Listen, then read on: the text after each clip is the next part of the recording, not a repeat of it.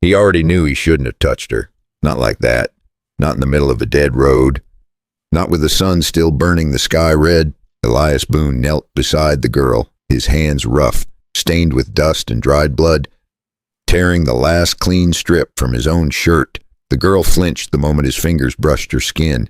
Her dress was barely holding together, ripped across the shoulder, soaked in sweat and dirt, clinging to a body that had been dragged too far under a summer sun that didn't forgive.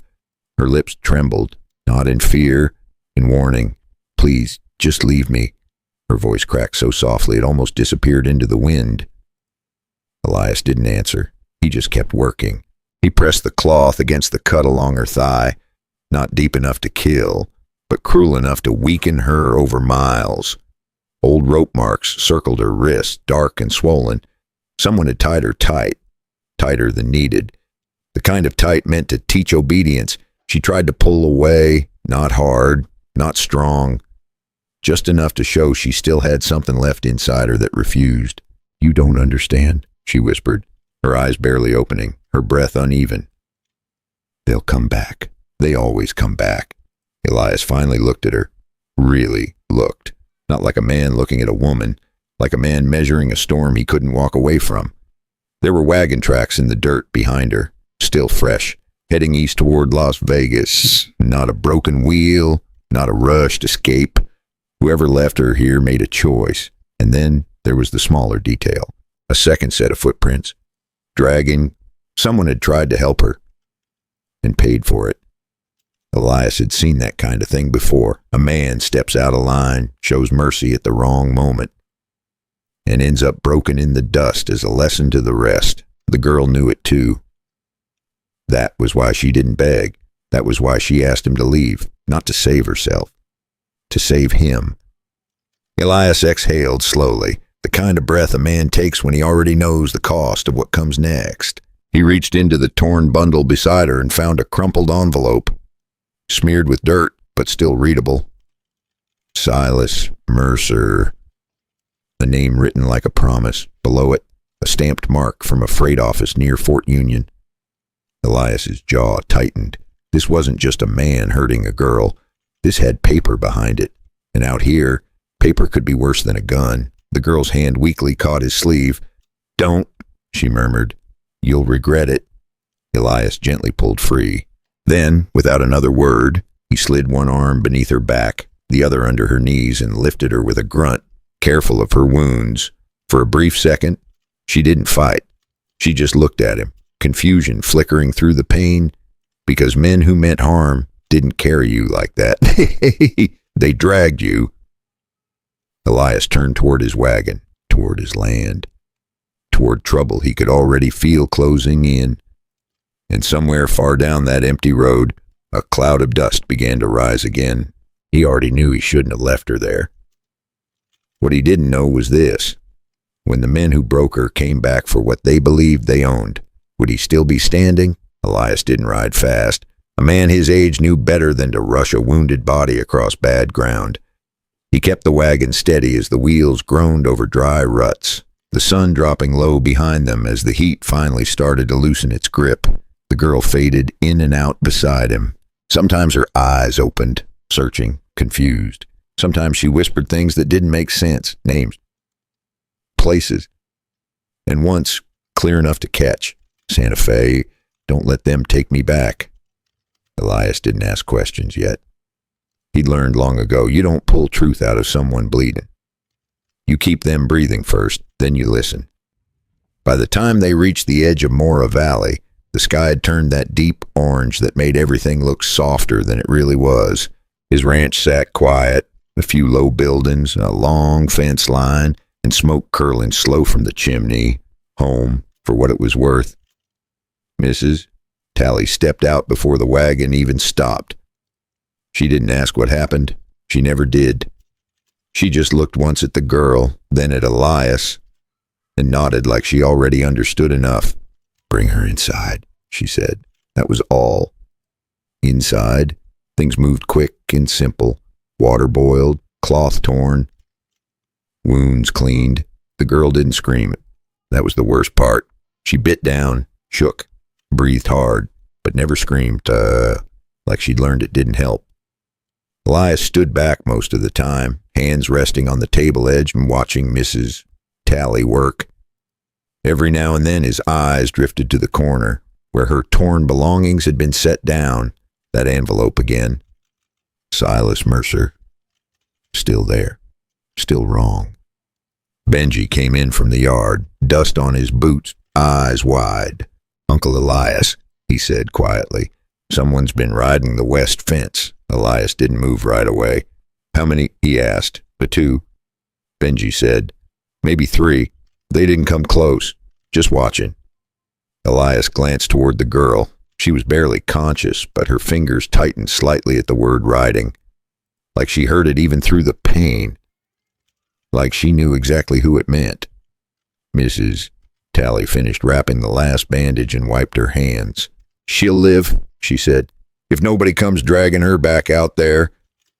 Silence settled in the room after that, heavy, real. Elias walked over, picked up the envelope, turned it in his hand. A name written clean, too clean for a man doing dirty work. He looked out the window toward the darkening land. Somewhere out there, men were circling back, not guessing, not hoping, coming, and now they knew exactly where to look. Elias set the envelope down slow. Then he said something he hadn't planned on saying when the day started. "She stays." Benji looked at him. Mrs. Tally didn't react at all, because they both understood what that meant. Trouble wasn't passing through anymore. It was settling in and out in the dark, past the fence line. A horse snorted low, like someone had just decided not to leave after all. They were coming, that much was certain, and whoever they weren't the kind of men who forgave. Morning came slow over Mora Valley, not quiet, just slow, the kind of morning where the air already felt warm before the sun fully showed itself, and every sound carried a little farther than it should. Elias was up early, sitting on the porch with a tin cup of coffee gone cold in his hand. He hadn't slept much. Men his age didn't need much sleep anyway, and he was 54 years old, and his back reminded him of it every morning. Today just wasn't the day to listen. But this wasn't about sleep. This was about waiting. Waiting to see if trouble had decided to knock or kick the door in. Inside the house, Clara finally woke proper. No panic this time. No sudden movement. Just a long, careful breath, like someone testing whether the world had changed while she was out. Mrs. Tally noticed first. "You're safe for now," she said. Not soft, not harsh, just honest. Clara didn't answer. Her eyes moved around the room, slow, careful, measuring distance, doors, windows, still expecting something to go wrong. That kind of fear didn't leave quick. Elias stepped inside but kept his distance, didn't crowd her, didn't lean in. He just pulled a chair and sat, like a man talking across a table, not over someone. "You remember anything?" he asked. Clara hesitated, then nodded once. "Santa Fe," she said quietly. "A man named Silas Mercer." That name again. It sat in the room heavier than it should have. Elias reached into his pocket and placed the envelope on the table between them. Her eyes locked onto it. That was all the answer he needed. She swallowed, then spoke faster this time, like if she stopped, she might not start again. "He said he wanted a wife," she said. "Said he had a home. Said I'd be safe." Her voice didn't break. It flattened. That was worse. "He lied," she added. Elias didn't nod, didn't say anything, like I figured. He just waited. Clara kept going. "He took my papers when I got there. Said we'd finish things in Las Vegas. Then he started talking about money." She paused, looked down at her hands. "They weren't taking me to a home," she said. "They were taking me to someone who paid for me." Benji shifted in the doorway. Didn't like hearing that. Didn't understand all of it either. Elias did. And he didn't like it one bit. "Amos Pike," Elias said. Claire looked up. "You know that name?" Elias nodded once. "Supposed to be here in a day or two?" Business. That changed something in the air. Clara leaned back slightly, her guard rising again. "So you're selling to the man who bought me," she said. No anger, just tired truth. That one landed. Elias didn't defend himself. It didn't rush to explain. But he just said, was that single word sat between them. Heavy, clear. Claire studied him for a long second, like she was trying to decide which kind of man he really was. The kind who helped, or the kind who just took longer to show his hand. Before she could say anything else, a sound cut through the moment. Hooves, not far, too close to be passing by. Benji moved first, stepping out onto the porch. "They're back," he said. Low. Elias stood, slow but certain. He didn't reach for his gun yet. Not yet. He looked at Claire instead, and for the first time there was no doubt left in his voice. "They're not taking you," he said. Simple. Final. If you're still here listening, you're already part of this story. Might as well stay and see how this plays out. Pour yourself a cup of coffee or tea, take a seat, and tell me where you're listening from and what time it is where you are, because from here on out, this isn't just a story anymore. Outside, the horses came to a stop.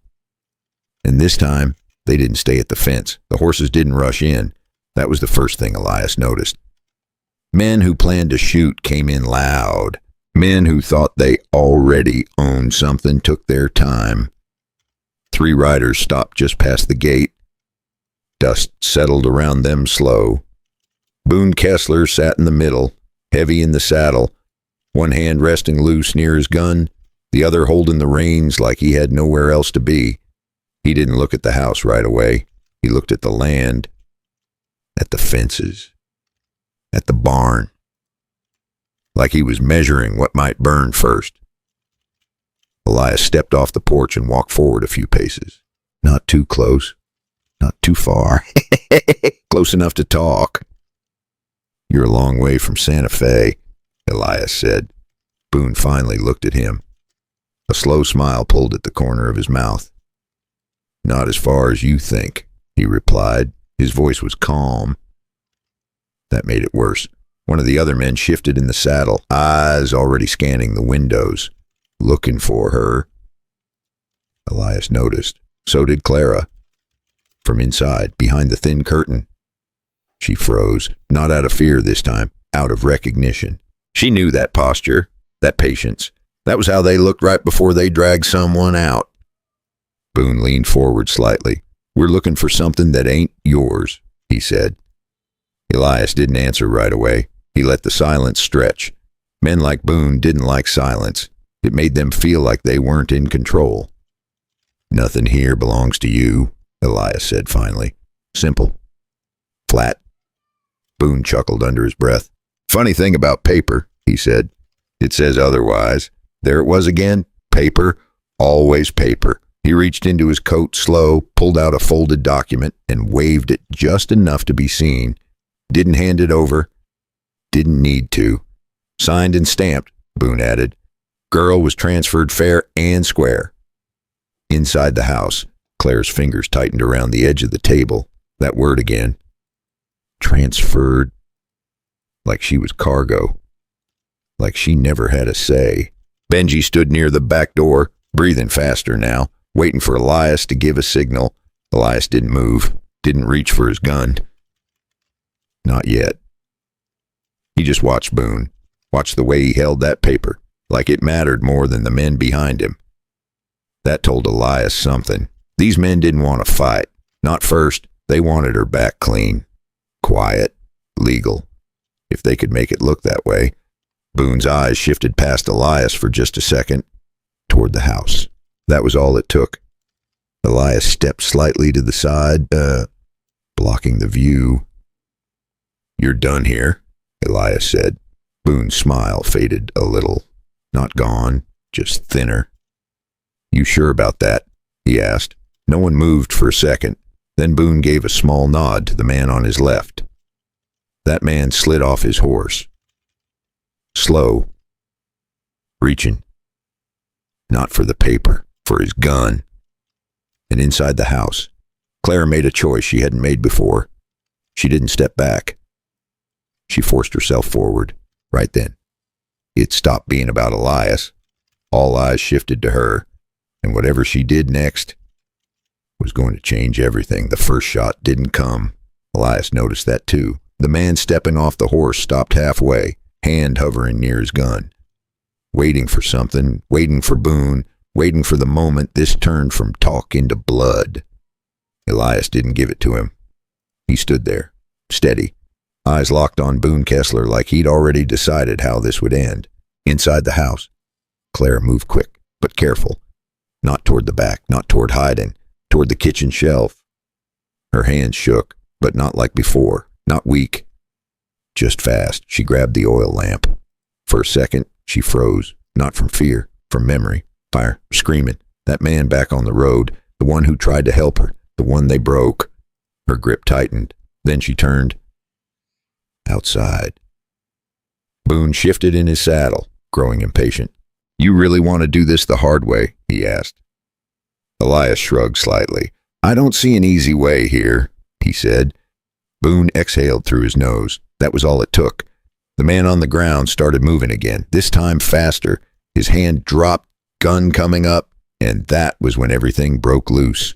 The door opened, not wide, just enough. Claire stood there, one hand gripping the door frame so hard her knuckles went white. Her legs trembled. The bandage on her thigh was already spotting red again. For a second, it looked like she might collapse right there, but she didn't. She lifted the oil lamp with both hands. It shook badly. For a moment, it almost slipped. Then she threw it. Not hard, but far enough. Glass shattered in front of the horses. Flame burst upward. The dry ground caught fast. She stumbled backward, catching herself against the wall, breathing like she had just run 10 miles. I don't want you dying for me, she said, her voice rough and barely holding together. The horses panicked first. They always did. One reared. Another jerked sideways. The man on the ground stumbled back. His aim gone. That was all Elias needed. He moved. Fast. For a man pushing 54, one step in, a hard swing. His fist caught the man before the gun ever lined up. Bone hit bone. The man dropped. Elias didn't follow up. He stepped back instead, flexing his hand once. Pain shot up his wrist, but he ignored it. But it was there. Boone cursed, pulling his horse back, trying to control the chaos. The third rider backed off, trying to circle wide, but Benji was already there. From the side, shouting and slapping a loose horse hard, sending it crashing into their path, breaking whatever formation they thought they had. It wasn't a clean fight. It wasn't supposed to be. Dust, fire, shouting, horses screaming. Elias grabbed the fallen man's gun and turned it just enough. Not to fire, just to make a point. Boone saw it, measured it, then made a choice. He pulled his horse back. Slow, controlled, eyes never leaving Elias. A shot cracked through the air, not aimed, not rushed. The bullet slammed into the porch post behind Elias. Splintering wood. Boone held the gun low after that, not shaking, not missing. Just sending a message. This ain't over, he said. No anger, no shouting. That made it worse. He turned his horse. The others followed. Quick this time. No pride left in it.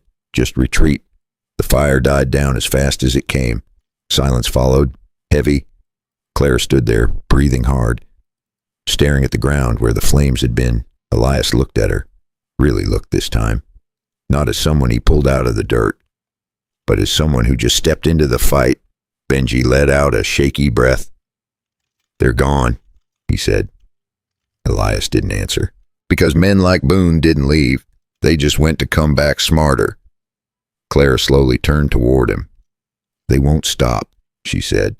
Elias nodded once. I know. This wasn't going to end with fists and fire. Not anymore. If those men had paper behind them, then this was going to end somewhere else. Somewhere with names, records, and the kind of truth that could hang a man. They didn't clean up right away. That's what people think happens after trouble rides off. It doesn't. You stand there a while. You listen. You wait to make sure the silence is real. Elias watched the road long after Boone and his men disappeared into the dust. Only when the wind settled did he turn back. Clara was still standing where the fire had burned out, hands shaking now.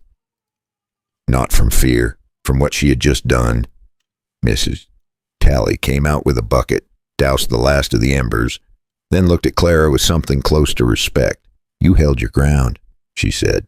Clara didn't answer. She wasn't there yet. Elias stepped closer, but not too close. "You changed the fight," he said. "That landed. Not soft, not heavy, just true." Benji dragged the unconscious man they'd dropped over to the shade. "Now what?" the boy asked.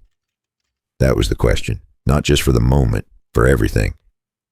Elias looked down at the gun still in his hand, then tossed it aside.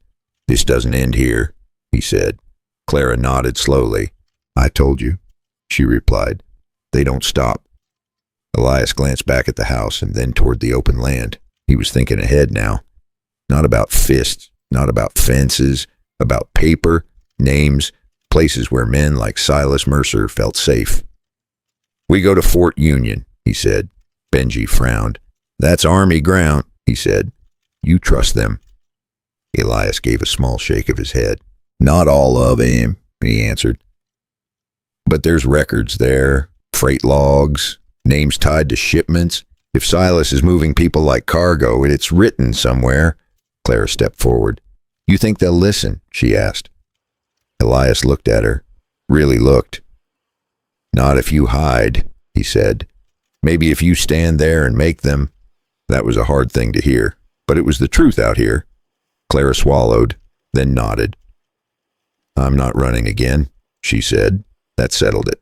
Mrs. Tally crossed her arms. "You leave at first light," she said. "Less eyes on the road." Benji perked up a little. "I'll get the wagon ready," he said. Already moving. For a moment, it almost felt like a plan, something they could actually hold on to. Elias had a feeling this wasn't over yet. Men like Silas didn't leave things unfinished, and men who paid him usually came looking when something went wrong. Then came the sound. Not hooves. Not this time. A slow wagon rolling up the front path. Elias turned. So did Clara. The wagon stopped just short of the yard. A man climbed down. Older. Well dressed for this part of the world. Not soft, but not a drifter either. He took one look at Clara, then at Elias, and sighed like a man who had just run out of excuses. "Name's Amos Pike," he said, "and I reckon we need to talk." Elias didn't answer right away. Too convenient. But out here, you didn't get to choose when help showed up. You just decided what to do with it. Clara's body went still. That name hit harder than any gun. Elias didn't move. Didn't reach for anything. But the air shifted again, because this time trouble didn't come with threat. It came with answers. And the question now wasn't whether Amos Pike was part of this. The question was how deep he was already in it. Amos Pike didn't step any closer than he had to. Men like him knew distance could keep a situation from turning ugly.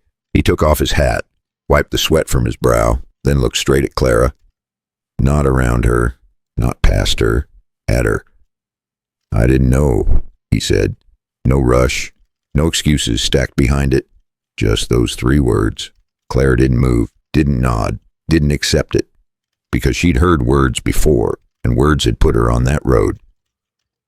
Elias stayed where he was, watching both of them, not stepping in, not stepping back. Letting the truth land where it needed to. Amos let out a slow breath.